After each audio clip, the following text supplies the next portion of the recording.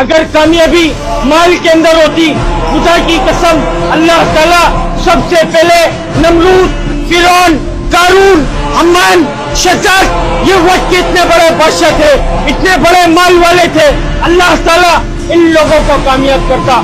کیا نہیں تھا ان کے پاس؟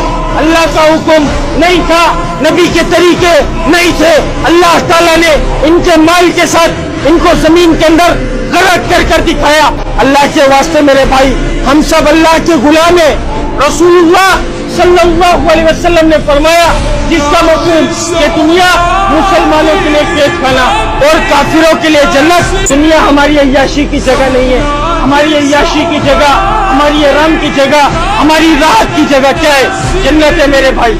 اور اس جنت کا کیا ذکر فرما رہے کہ وہ جنت اللہ نے کس کے لیے تیار کر رکھی؟ اللہ تعالیٰ نے جو اس دنیا کے اندر اللہ کے حکم کو نبی کے طریقوں سے پورا کر جائے گا، اس جنت کا حقدار وہ ہے میرے بھائی۔